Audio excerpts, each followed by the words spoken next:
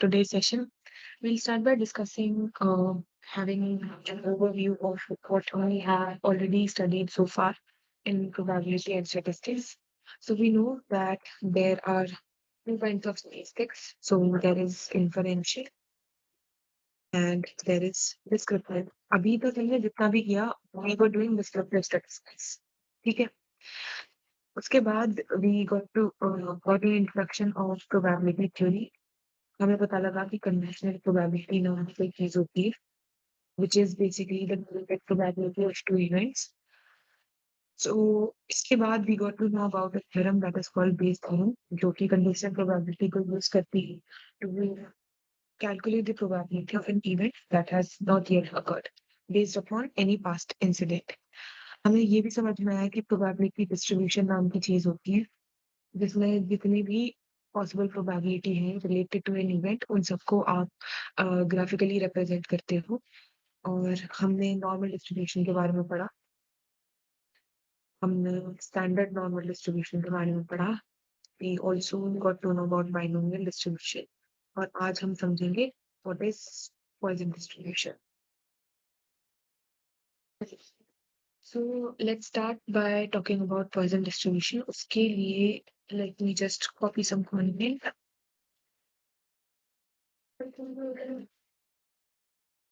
Okay. So some of the frequently asked questions related to Poisson distribution can be basically what is Poisson distribution और क्यों use कर रहे हैं.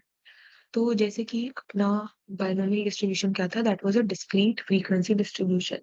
Discrete frequency distribution मतलब कि a distribution जो कि जिसमें आउटकम वेरिएबल जो है वो डिस्क्रीट नेचर का है, which means not a continuous value. Basically yes और नो, 0 और 1 ऐसी values. So this distribution, it gives the probability of the number of independent events that occur in fixed time. तो basically क्या कर रहे हो कि प्रोबेबिलिटी ऑफ इवेंट जो एक टाइम इंटरवल के अंदर हो रहे हैं, उसका डिस्ट्रीब्यूशन प्लॉट कर रहे हैं. बाइनोमियल में हम क्या कर रहे थे कि हम बेसिकली एक बेट लगा रहे थे, और उस बेट में like if 20 times if I'm flipping a coin, so for n times what is the probability of an x event occurring. ठीक है, ये तो कर रहे थे बाइनोमियल डिस्ट्रीब्यूशन में. पॉइजन में क्या होगा कि प्रोबेबिलिटी ऑफ इंडिपेंडेंट इवेंट्स, ऐसे इवेंट्स जिनका आपस में कोई लेना देना नहीं है, occurring over a fix time. अब इसमें क्या है कि इसका भी एक फॉर्मूला होता है, उस फॉर्मूले को कुछ देर बाद डिस्कस करेंगे. एग्जाम्पल के तौर पे अगर हम लेने लगे, so number of accidents occurring in a city from 6 PM to 10 PM, एक इंटरवल में ले लूं और उस इंटरवल में बोलने लगो कि कितने एक्सीडेंट्स हो रहे हैं. या सबसे बढ़िया एग्जांपल अगर हम लेने लगे कि ऑनलाइन स्ट्रीमिंग्स होती हैं, गेमर्स जो होते हैं वो गेम स्ट्रीम्स करते हैं. मोस्टली जो गेमर्स होते हैं वो रात में गेमिंग स्ट्रीम्स करते हैं. Can you tell me what could be the reason for the same?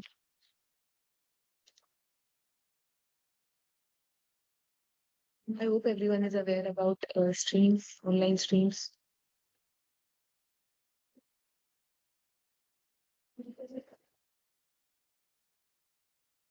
हाँ जी.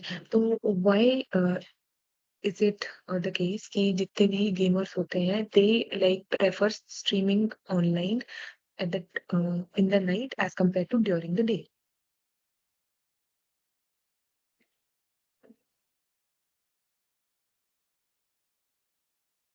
नहीं, उनको अच्छा नहीं लगता. उनकी उस टाइम पे व्यूअरशिप ज़्यादा आती है. तो बेसिकली अगर मेरे को स्ट्रीम करनी है और मेरे को जानना है कि किस टाइम पे ज़्यादा लोग मेरी वीडियोज़ देख रहे हैं या मेरी स्ट्रीमिंग देख रहे हैं, तो इस चीज़ के लिए आई कैन यूज़, हाँ, पब्लिक फ्री होती है ना, हाँ, इनडायरेक्टली तो यही बात है. सो उस चीज़ के लिए I can use Poisson distribution, क्योंकि ये डिस्ट्रीब्यूशन क्या कर रहा है, मेरे को एक पर्टिकुलर इवेंट की प्रोबेबिलिटी बता रहा है over a period of time. तो अगर मेरे को पूरा throughout the day I want to check कि मेरी मैक्सिमम व्यूअरशिप कौन से इंटरवल या कौन से टाइम पीरियड में आ रही है, I can plot a poison distribution for that. Got it? तो दो तीन चीज जो टर्मिनोलॉजी रहती है, एक तो probability of independent events occurring at a constant rate. अभी जानते हैं what is the difference between Poisson distribution and normal distribution. तो जो आपका नॉर्मल डिस्ट्रीब्यूशन था, that was a continuous distribution. जो वैल्यूज थी वो लाइक डेसिमल वैल्यूज थी. यहाँ पे जो वैल्यूज हैं वो आपकी क्या है कि basically they are of discrete nature.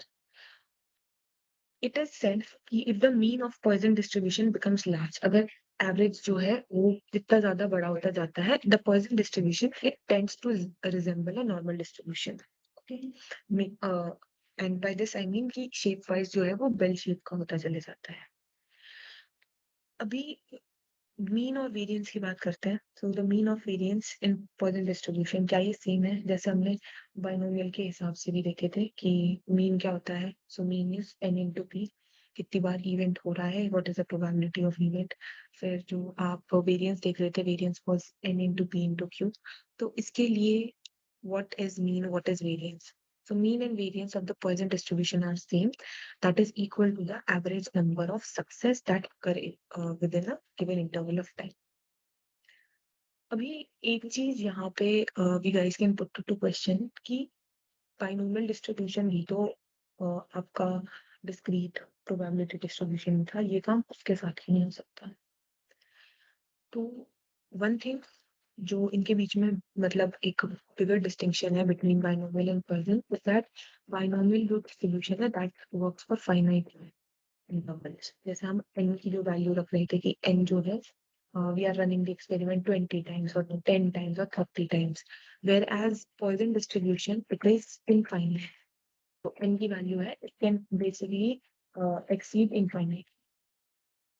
अब इसका जो एक थॉट है बिहाइंड दिस पर्टिकुलर थिंग की वैल्यू जो है वो इनफाइनाइट जा सकती है फॉर n।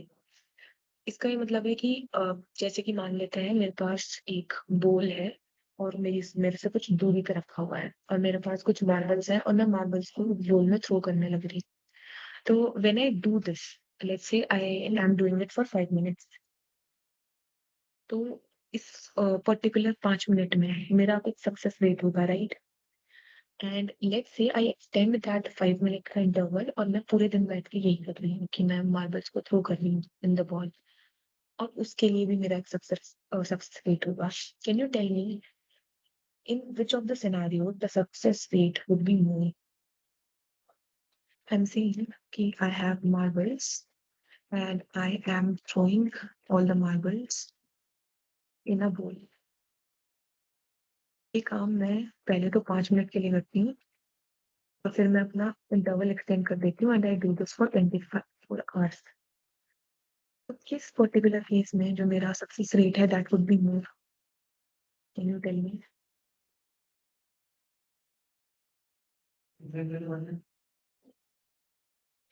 है ना, 24 आवर्स में मतलब अगर मैं टाइम पीरियड एक्सटेंड कर रही हूँ तो मेरी सक्सेस रेट की प्रोबेबिलिटी जो है वो इंक्रीज हो रही है।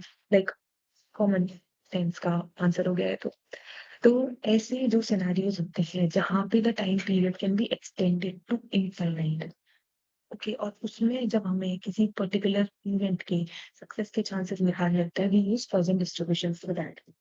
तो जैसे मतलब किसी मैन्युफैक्चरिंग कंपनी में जैसे डिफेक्टिव प्रोडक्ट्स होते हैं, तो over the period of time क्या होंगे कि दो डिफेक्टिव प्रोडक्ट्स इनका जो आउटकम होगा that is going to increase, but for us like for a specific period for a smaller period of time इतने ज्यादा दिक्कतें इसमें नहीं होगी। सिमिलरली फॉर प्रिंटिंग मिस्टेक्स, अगर कोई बंदा कुछ बुक वगैरह प्रिंट करता है लाइक टाइपिंग टाइपिस्ट जो लोग होते हैं, तो एक छोटे इंटरवल में भले ही वो कम टाइपिंग मिस्टेक करें, बड़े इंटरवल में वो ज्यादा टाइपिंग मिस्टेक करने के लाइक केपेबल हो सकते हैं।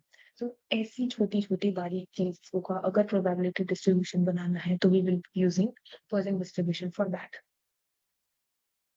हाँ जी, समझ आया? Give me a thumbs up if समझ आ रहा है सबको।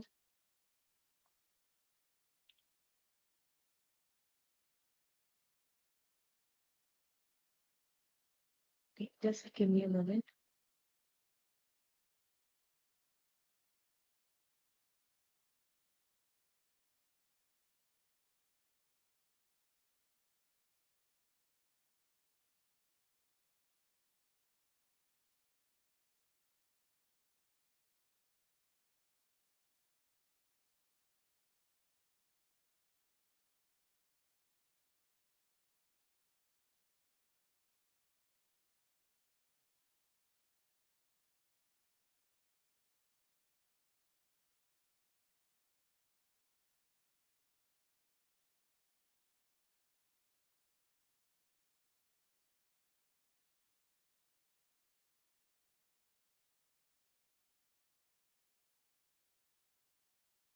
Okay. Talking about the formula of Poisson distribution, this here is the formula. I hope it is okay. This formula is raised to the power minus lambda into lambda raised to the power x divided by the factorial of x. Here जो आपका x है इसको बोलते हैं Poisson random variable. मतलब x की जो value है that can be anything 1 2 3 4 till infinity. ठीक है, जहां जितने भी आपको जो भी आपका बेसिकली टाइम पीरियड है. फिर E is the Euler's constant. ये जो इसकी वैल्यू होती है इट इज समवॉट 2.13 समथिंग. और लैम्डा जो है that is your average rate of value. ठीक है, so this lambda की value is also you don't need to define it like explicitly. You just run the function in Python and it is going to work for you guys. All right, तो एक बार इसका implementation देख लेते हैं. और implementation के लिए I am taking the scenario जो भी मैंने example दिया था, number of accidents occurring in a city. ठीक है, इसका एक example लेके चलते हैं. Also, one more thing that I want to add here कि जो 3 important constraints होते हैं in probability Poisson distribution, वो होता है कि the number of trial which is n it tends to infinity. जो binomial में finite था यहाँ पे it can go to infinity. The probability of success it tends to 0 and n into p, the number of times you are running the experiment, and the probability of winning it equals to 1, which becomes a finite quantity. All right, so let's do the demonstration. तो उसके लिए हम numpy import कर रहे हैं. क्या कोई ऐसा है जो मेरे साथ ये implementation है वो करने लग रहा है so that I can slow down the pace a little bit. Okay, more judges are going to attempt it with me. Anyone else? Okay, then I'll dictate everything slowly. फिर हम matplotlib import कर लेंगे और plotting, और हम cbom import कर लेंगे. And from scipy dot stats import Poisson.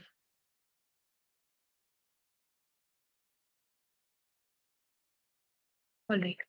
After that, I am going to like write an array or सारी जो values हैं I'll be defining from my side only. So let's declare a numpy array. तो इसमें I am defining accidents per so let's say 10, 3, 7, 4, random कुछ भी values मैंने ले ली है.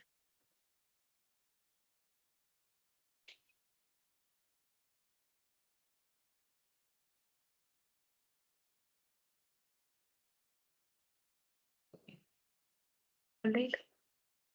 अभी जो first आपका पैरामीटर होता है दैट इज बेसिकली जो आप लोग फंक्शन में यूज कर रहे हो. तो हम सबसे पहले लैम्डा की वैल्यू निकालेंगे. So lambda here is going to be nothing but the average of all of these accident जो आपने एरे में स्टोर किए हैं. सो इसको I am going to call accidents per R. और लैम्डा की वैल्यू मेरे को डेटा से ही मिल जाती है. So simply do the average of your data.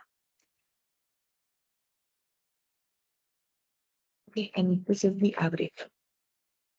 अभी इसको स्टोर कर लेंगे inside another variable and will call it means पर आर. Okay, alright. नोट जब यहाँ तक कंप्लीट हो जाए just give me a thumbs up.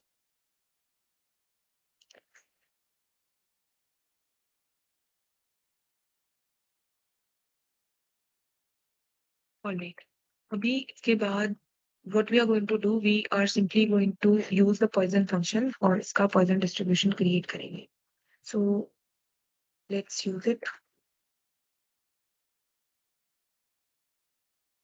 And यहाँ पे I pass the value of means per hour जो आपके एक्सीडेंट वाले डेटा के हैं and you are simply going to run it. This is going to give you a discrete frozen object. Again, इसकी value आप अभी access नहीं कर पाओगे. So what you are going to do, you are going to run it through another function. और अब आपको क्या provide करना है? You have to provide the value of x. यहाँ पे मैंने लैम्डा कैलकुलेट किया, late me just mention this is lambda average of my data. Euler's constant क्या है, बेसिकली कांस्टेंट क्वांटिटी है, तो उसकी मेरे को वैल्यू प्रोवाइड करने की जरूरत नहीं है। बट एक और चीज फॉर्मूले में थी, दैट इज एक्स। तो मेरे को ये चीज बतानी है कि कितने ट्रायल्स के लिए I am running this experiment. तो यहाँ पे we are going to define a size. तो इसको स्टोर कर लेंगे, we call it free distribution. और इस पे हम फंक्शन रखेंगे आर बी एस, इसमें हम साइज डिफाइन कर देंगे। Let's take the size 1000. Okay.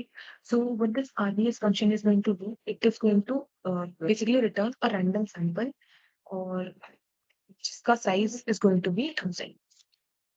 Alright. Now let's run it. So what here I have generated a random sample of my data. तो जो मेरे पास ये डेटा था उसमें से I have generated a sample of 1000 elements. ठीक है. So this is basically the samples that I have got from my distribution.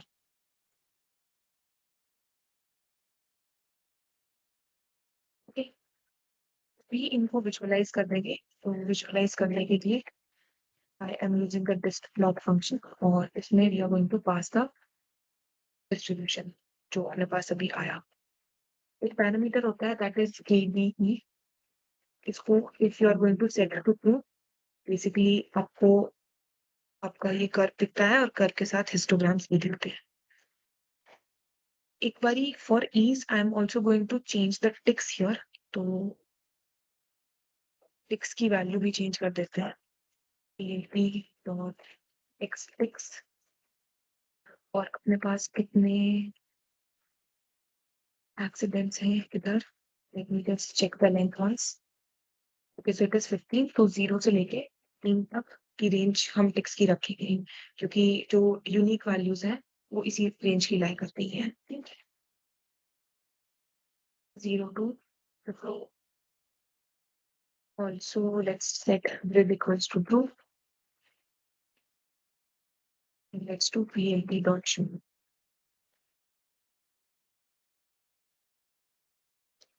Just a moment.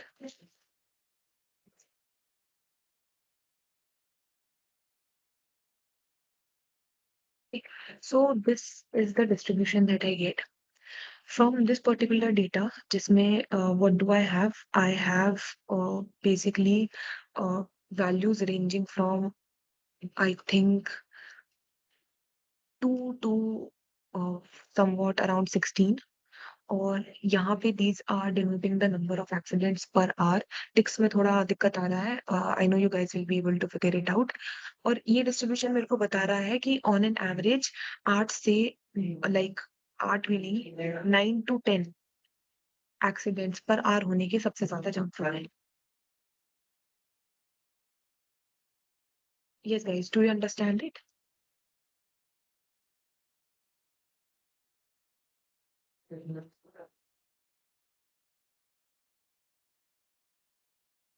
Alright. So एक 2 मिनट का ब्रेक लेते हैं, उसके बाद will continue with the next topic which is sampling.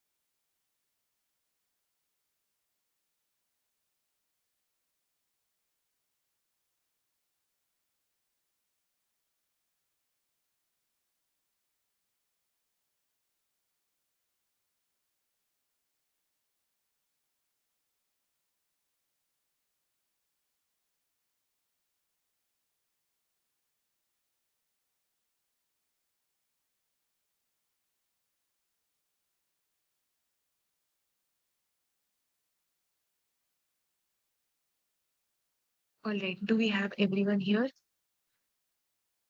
एक बारी सब thumbs up दिखा दो if you guys are present. Okay, so let's talk about sampling for a bit. अभी सैंपल और पॉपुलेशन डेटा सेट के बारे में मैंने आपको बताया था. Can you please in 2-3 words describe each one of them कि सैंपल डेटा सेट क्या होता है, पॉपुलेशन डेटा सेट क्या होता है?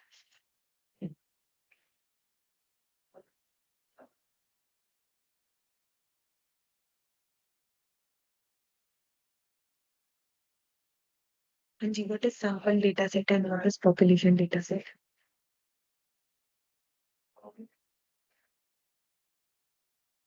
Okay, so a population data set is a larger data set जिसको स्टडी करने के लिए, जिसपे कंप्यूटेशन करने के लिए ना तो अपने पास टाइम है ना अपने पास रिसोर्सेज है. A sample it this is a population data set. A sample data set is a part of the population data set जिसको क्या कर सकती हूँ मैं, that I can collect and जिसपे to make computation it is comparatively easier. तो statistics में क्या होता है कि we like rarely make any kind of computation upon the population data set. और हम क्या करते हैं, हम डेटा में से सैम्पलिंग करेंगे और उन्हीं सैंपल्स के ऊपर we are going to like make some computation and we are going to basically infer the results for the population data set. तो दो तीन बातें होती हैं that I want to mention here. So we have population and we have sample. So पहली चीज तो ये है कि no sample is a perfect representation of the population. But एक चीज आपको ध्यान में रखनी है, ये sample it should be unbiased और पॉपुलेशन की जितनी भी लाइक वेरिड फीचर्स हैं वो सारे के सारे सैंपल में आने चाहिए. दूसरा, if I say what I want to do, I want to get the information about the average height of all the people living in India. So here, this particular case, जहाँ पे I want to know the average height of all people living in India. Okay, so this is my this data set है जिसमें सबके सब Indians का height का records होगा. This is going to be my population data set. But ये record collect करने में it is going to be time consuming. So what I do, I take 5% of data from each state. हर state से लेने के पीछे reason क्या है, because I want it to represent the varied features of the population data set. I cannot take a sample from North India and infer the results for the whole population from that sample. क्यों? क्योंकि like depending upon in which region you live, Heights जो है वो different होती है, varied होती है लोगों की. Okay, so 5% of data from each state, this is going to be my sample here. Now depending upon this scenario there are two more key terms. एक होता है स्टैटिस्टिक, एक होता है पैरामीटर. सो स्टैटिस्टिक क्या है? This is part of sample. इसके लिए आप सैंपल को क्या कर रहे हो, कंप्यूट कर रहे हो, इवैल्यूएट कर रहे हो. Parameter is the part of population. ये दोनों सेम ही क्वांटिटीज होती है बट स्टैटिस्टिक सैंपल का पार्ट हो गया, पैरामीटर पॉपुलेशन का पार्ट है. जैसे यहाँ पे average height of all people living in India, जिसके लिए मेरे को कंप्यूट करना है. सो दिस एवरेज हाइट, ये क्या है? This is my population parameter. Okay, जिसके लिए बेसिकली मेरे को आंसर जानना है. देन स्टैटिस्टिक क्या है? जब मैं इस 5% डेटा के ऊपर, 5% data that I sample from each state, वो जो मेरा पूरा सैंपल होगा, जब मैं उस सैंपल का एवरेज निकालती हूँ, so that is my statistic. समझ में आया what is parameter and what is statistic? एक बारी थम्स अप दिखा दो.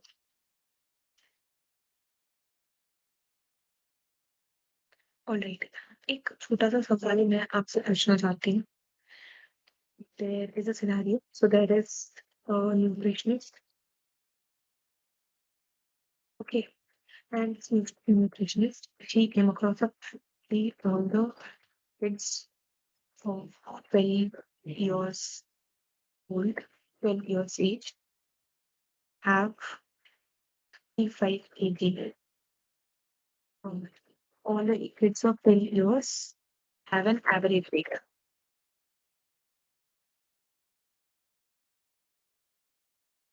of 35 kg. Okay. So this is what this is a fact. और statistical analysis में there is a concept which is called hypothesis testing. उसके बारे में आगे पढ़ेंगे. हाइपोथेसिस टेस्टिंग में क्या होता है कि ऐसे ही जो स्टेटमेंट्स होते हैं ना, जो लोग बोल देते हैं कि मतलब आंकड़ों के अनुसार ऐसे ऐसे ये बात ऐसी है, तो उनको टेस्ट करने के लिए we use hypothesis testing. So होता क्या है कि एक न्यूट्रिशनिस्ट है and she come across this fact which says कि जितने भी 12 साल के बच्चे हैं का average weight is 35 kg. To test this fact, okay, what does she do? She conducts a study. और इस study के लिए she takes a sample of 50 kids. ठीक है. She got to know कि the average weight is 42 kg. Can you tell me in this example what is the parameter and what is the statistic? मेरे को ये चीज बताओ कि population data क्या है और sample size क्या है, parameter क्या है और statistic क्या है.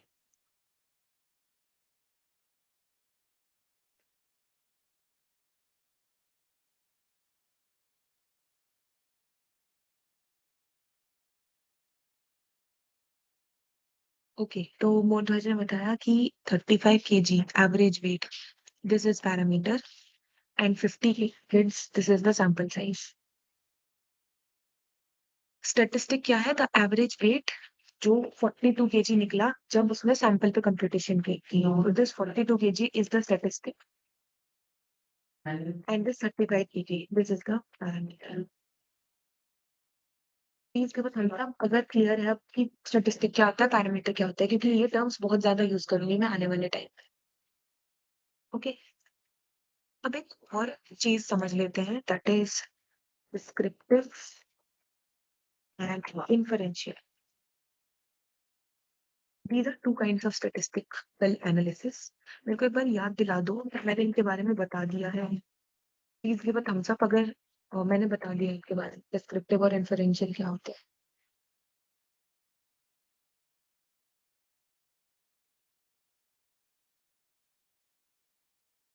देखो शायद तो मैंने बता दिया है बट आप लोगों को याद नहीं है तो मैं दोबारा बता देती हूँ. तो डिस्क्रिप्टिव स्टेटिस्टिक्स क्या होता है? अगर मैं आपको बोलने लगूं कि 50 बच्चे हैं और उनका एवरेज मैथ मार्क्स मेरे को बताओ. ठीक है. So what do you guys do? आप उन सबके मार्क्स कलेक्ट कर लेते हो और आप एवरेज निकाल लेते हो कैलकुलेटर से और आप मेरे को बता देते हो. अगर मैं बोलूं कि use this data and tell me what are the marks of 100 students, can you guys like will you guys be able to figure out कि 100 बच्चों के मार्क्स एवरेज मार्क्स क्या होंगे from this 50 kids 50 students data? Just yes और no answer.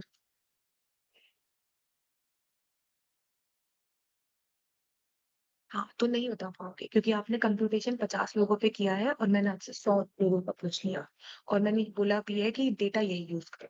So this kind of statistic it is called descriptive statistic, जिसमें आप क्या कर रहे हो, एक बंदे बनाए डेटा पे काम कर रहे हो और उसकी डेटा उस डेटा से जो आपको वैल्यूज मिलती है, जो कंप्यूटेशन आप करते हो, उन वैल्यूज के बेसिस पे आप किसी लाइक अ लार्जर डेटा के लिए प्रेडिक्शंस नहीं कर सकते. But as the name suggest, inferential statistics क्या है?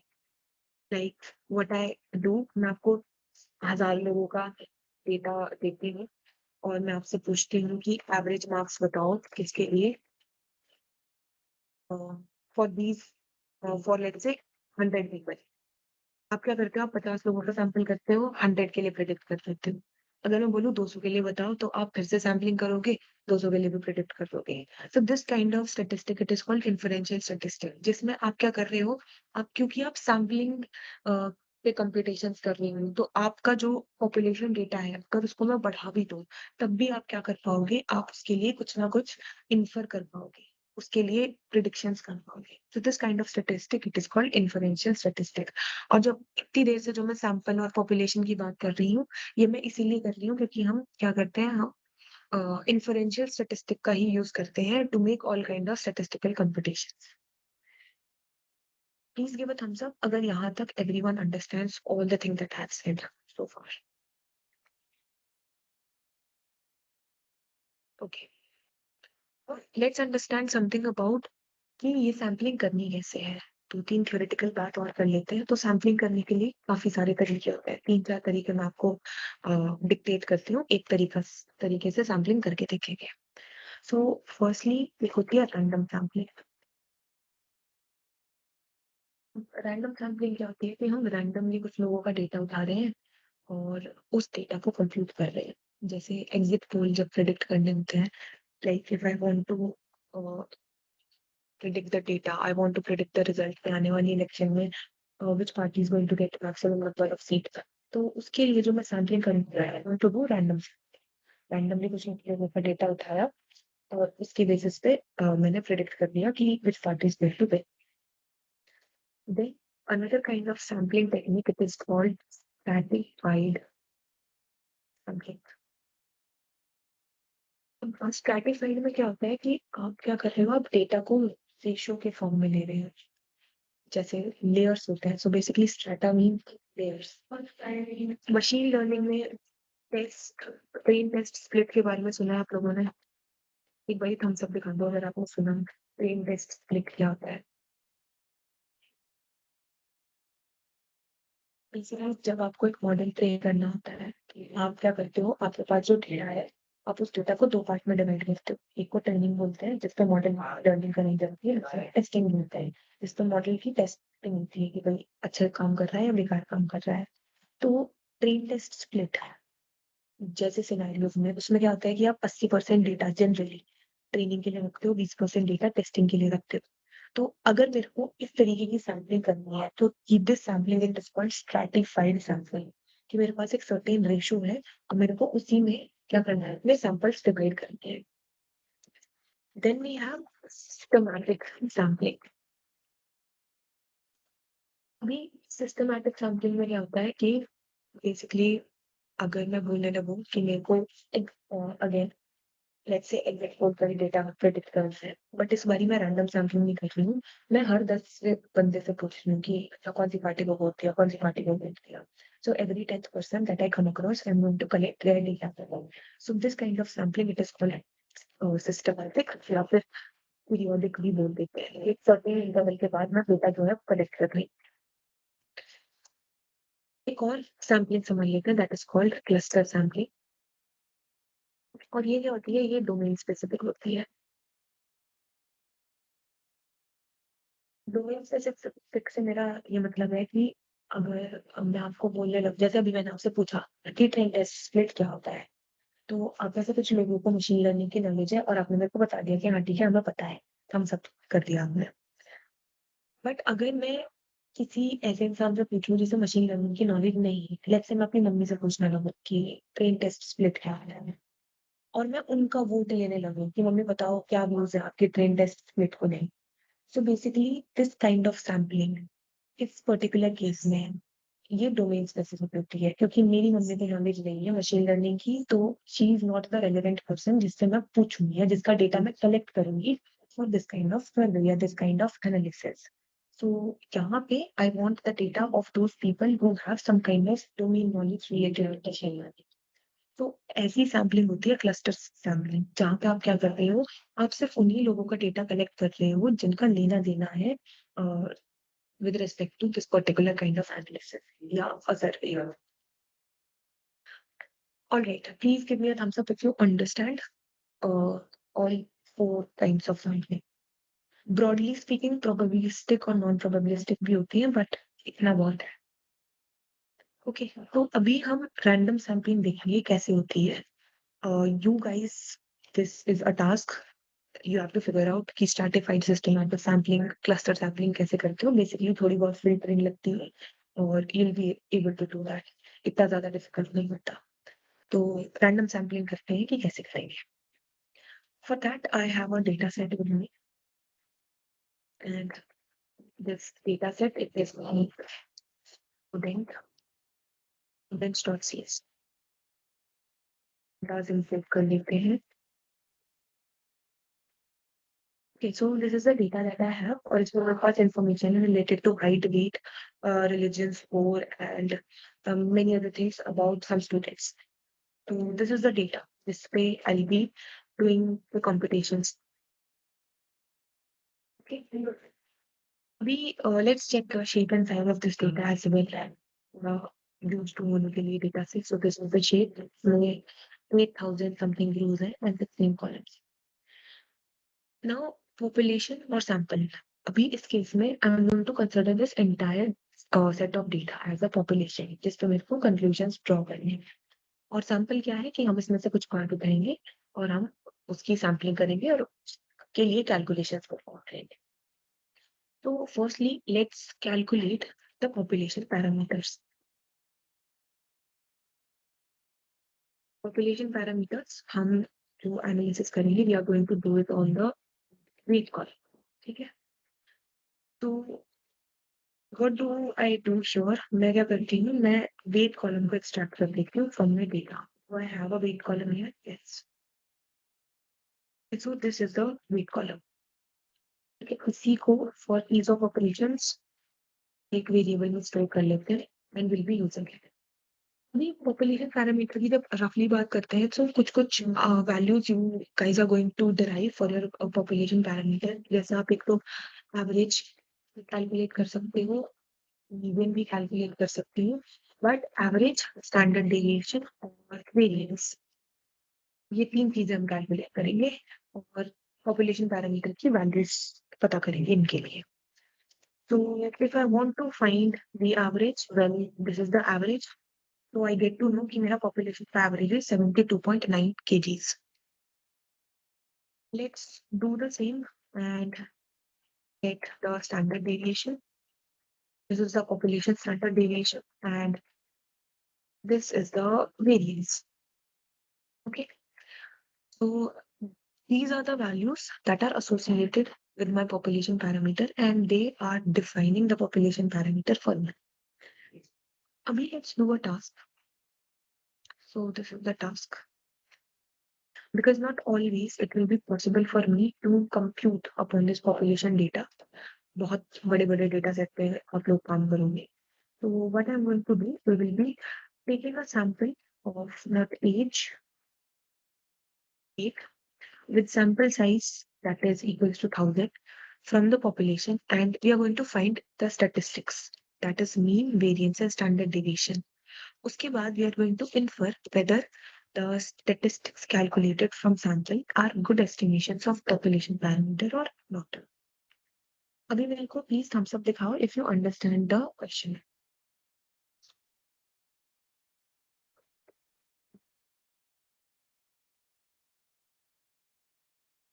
Yes guys, do you understand the question?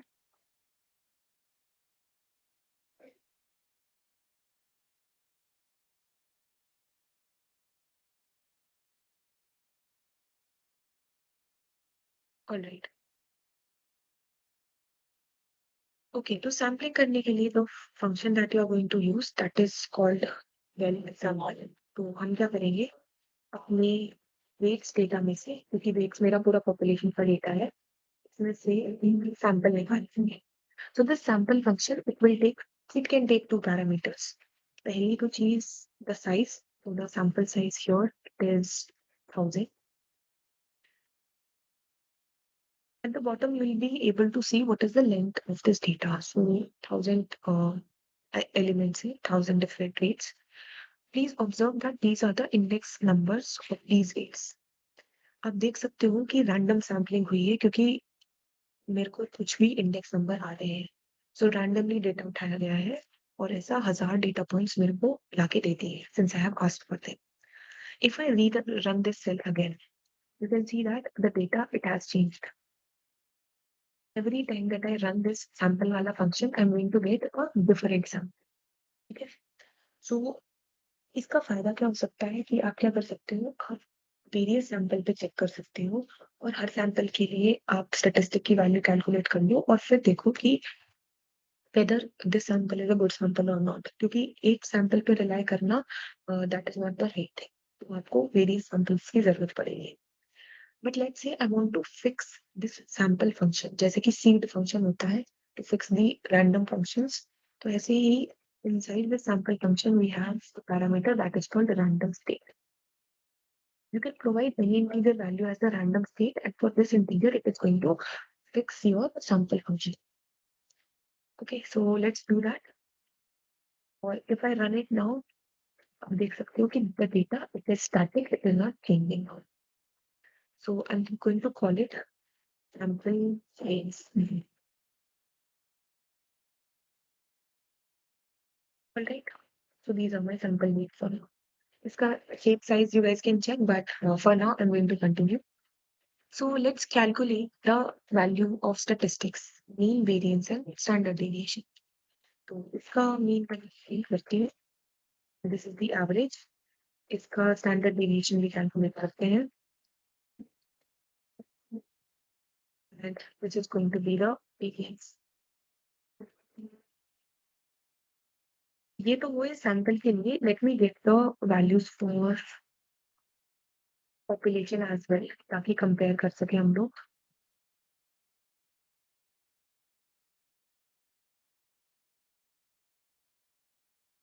अभी प्लीज ध्यान से देखिए.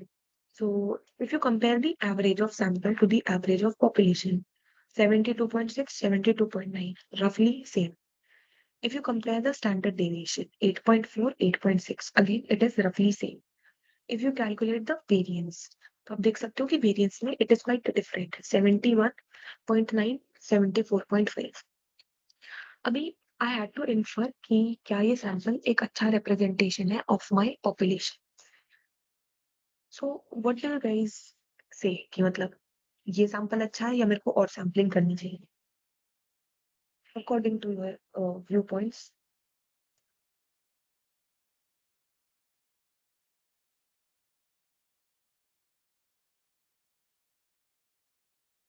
हाँ, it looks okay, but if like अभी मैं क्योंकि जो स्टैटिस्टिकल एनालिसिस है वो यहाँ पे नहीं रुकता कि बस आपने स्टैटिस्टिक और पैरामीटर की वैल्यूज कैलकुलेट कर दी और बस हो गया. So we have to like carry out the testing at a later stage as well. So हो सकता है कि ये सैंपल जो भी दिखने में मेरे को ठीक लग रहा है at a later stage it might not generate some like correct values.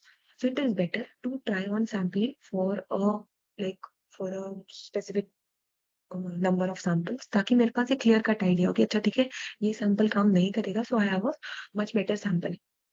तो उसके लिए what you guys can do, you guys can basically run a loop for this sample function and you can generate as many samples as you like. जैसे कि मेरे को अगर 20 samples generate करने हैं, so I'm going to run a loop for 20 और let's get this function of sampling. यहाँ पे मैं रैंडम स्टेट हटा दूंगी क्योंकि आई एम जनरेटिंग 20 सैंपल्स और सबके सब डिफरेंट होने चाहिए so I don't require this samples sorry random state. अभी इससे I be getting the way. तो मैं क्या कर रही हूँ, एक छोटा सा काम कर रही हूँ, एक लिस्ट बना रही हूँ रिलेटेड टू मीन्स. मैं एवरेज स्टोर करना चाह रही हूँ अभी के लिए सारे के सारे सैंपल्स के.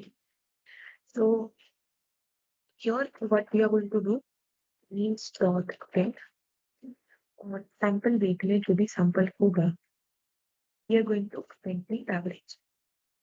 तो इस तरीके से what I am doing, I am getting the average of all the samples that I need to generate. या तो आप सैंपल्स ही जनरेट कर लो और अलग अलग वेरिएबल्स में रख लो, या फिर आप एक ओवरव्यू भी ले सकते हो कि सबका मीन्स एक लिस्ट में डाल लो, स्टैंडर्ड डेविएशन एक लिस्ट में डाल लो, वेरिएंस एक लिस्ट में डाल लो और एज अ होल कंपेयर. तो let me get this list. Here these are the different averages for 20 samples. अभी for ease I am going to plot it. So sns dot list plot function हम use करते हैं और means contain the average of all 20 samples. So I'm going to plot that. This particular sample that this particular distribution that I have plotted here, it is called a sampling distribution. मैंने क्या किया, जितने भी मेरे पास samples थे मैंने उन सबको प्लॉट कर दिया. तो इस डिस्ट्रीब्यूशन को देखने के बाद आई गेट सम आइडिया कि there are very few samples out of these 20 samples जिनका एवरेज जो है वो 72 से कम जा रहा है और 74 के आगे जा रहा है. मोस्ट ऑफ द सैंपल्स उनका जो एवरेज है वो 72.5 टू 73 के बीच में लाई कर रहा है. So if majority of my sample average is lying in this range, so it basically इन्फॉर्स कि मेरा population का जो पैरामीटर है वो भी इसी रेंज में lie करेगा.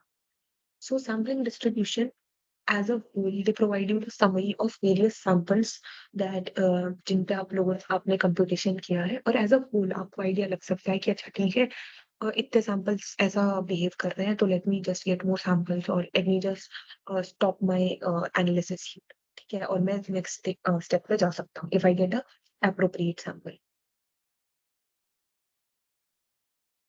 हाँ जी, do you guys get it जो अभी मैंने बताया?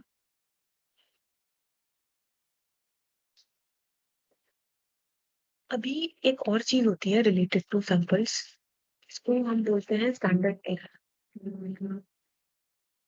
ठीक है, कुछ भी चीज परफेक्ट नहीं होती, एरर का चांस हर जगह ही रहता है. तो स्टैंडर्ड एरर क्या है? इट टेल्स यू कि how many standard deviation away basically your sample mean lies from the population mean.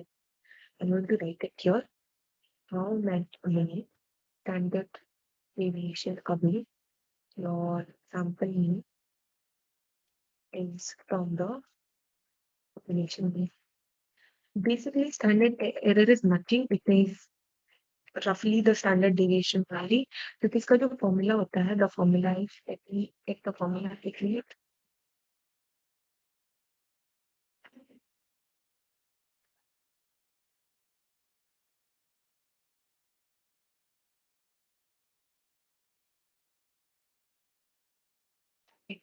So here is the formula for standard error. और आप इसमें क्या कर रहे हो? You are getting the standard deviation, or this standard deviation it is the sample standard deviation, and dividing it by the root of number of samples. ठीक है, तो क्योंकि the number of samples अगर इसका आप root कर देते हो, this is a very small quantity. So basically standard error for a very less number of sample would be roughly equal to the standard deviation only, and it conveys कि how many standard deviation away the sample mean is from the population mean. तो उसको calculate कैसे करना है? अभी मेरे पास एक sample मैंने लिया था वेट्स का, ठीक है, इसमें 1000 सैंपल साइज था. इसका स्टैंडर्ड डेविएशन भी मैंने कैलकुलेट किया था. So this is the standard deviation, and if I want to calculate the standard error तो आप इसको डिवाइड कर दो by the square root of number of samples which is 1000. So this is the standard error for this sample. Abhi, if I want to calculate it for another sample, same process. Sample low, standard deviation divide by the square root of n. But एक और चीज, what if I have multiple samples? जैसे अभी मेरे पास ये list है इसमें मेरे पास एवरेज है of multiple samples for this data. तो इस केस में standard errors would be equal to the standard deviation of all these averages. अभी मैं calculate करके बताती हूँ. So if you have multiple samples,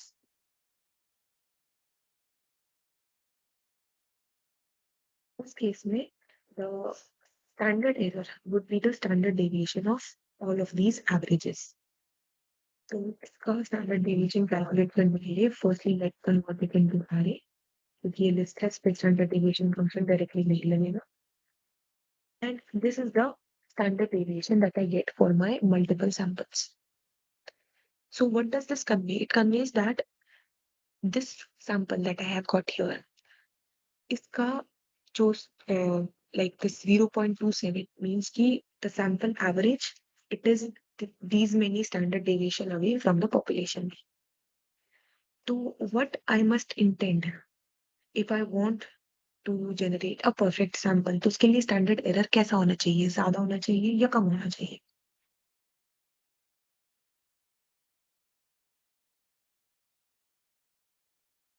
Yes guys, अगर मेरे को ऑलमोस्ट परफेक्ट, हाँ स्टैंडर्ड एरर कम होना चाहिए ऑब्वियसली, क्योंकि मेरे को क्या है कि these many standard deviation away, my sample mean is from the population mean. So if this number is less, my sample mean will be closer to the population mean, and that's why I want to achieve. Okay, so with this we are going to end today's session, और कल हम बात करेंगे confidence interval के बारे में. कि इसके बाद का स्टेप क्या होता है। Alright, if there is no doubt with regards to today's session, you guys can leave the session. Otherwise, please stay and discuss your doubts.